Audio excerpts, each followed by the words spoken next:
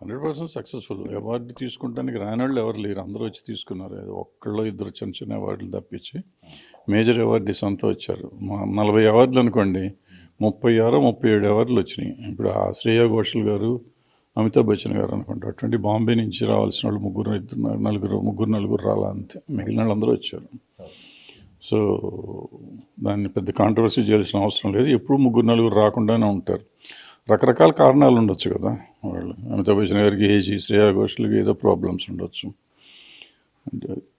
ఇన్ని సంవత్సరాల తర్వాత జరిగిన అవార్డ్స్, నంది అవార్డ్స్ అనేవి ఇప్పుడు 14 ఏళ్ల కింద జరిగినాయి. సో ఇన్నేళ్ల తర్వాత ఇస్తున్నందుకు ముందు ప్రభుత్వం ముందుకు వచ్చి చేసినందుకు దానికి ఆహ్వానించాలి, మనం కంగ్రాచులేట్ చేయాలి. మేమందరం అంటే ఇండస్ట్రీ పరంగా అవార్డులు ఎట్లా ఉన్నాయి ఏంటి అనేది పక్కన పెడితే నిజంగా సంతోషం. మొదలు పెట్టారు ఎవరో ఒకళ్ళు ఇన్నేళ్ల తర్వాత, దానికి డెఫినెట్గా వీఆర్ వెరీ హ్యాపీ.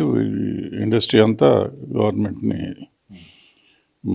బాగా చూస్తుంది. ఇది గద్దర్ అవార్డ్స్ జరిగిన తర్వాత చాలామంది ఇప్పుడు నంది అవార్డ్స్ కూడా ఇస్తే బాగుంటుంది ఏపీ ప్రభుత్వం వైపు నుంచి అనేది కూడా ప్రధానమైన చర్చ నడుస్తుంది.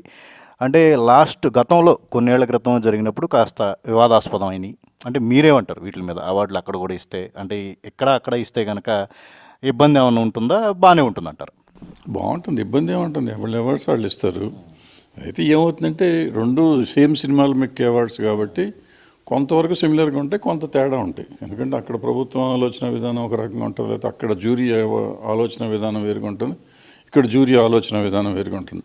ప్రాబ్లీ రెండు చోట్ల జ్యూరీలు కామన్ పీపుల్ కూడా ఉండొచ్చు, ఒకళ్ళిద్దరు, బట్ జనరల్గా తేడా ఉంటుంది. సో అందుకని మీకు 1 or 2 అవార్డ్స్ 30-40 అవార్డులు అనుకోండి, 15-20 అవార్డులు కలిసే ఆల్మోస్ట్ సేమ్ ఉంటాయి.